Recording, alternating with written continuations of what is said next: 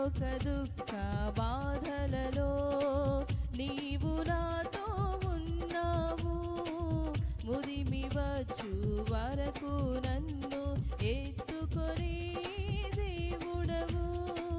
నీవుగాక వేరే ఆశ నాకు లేదు.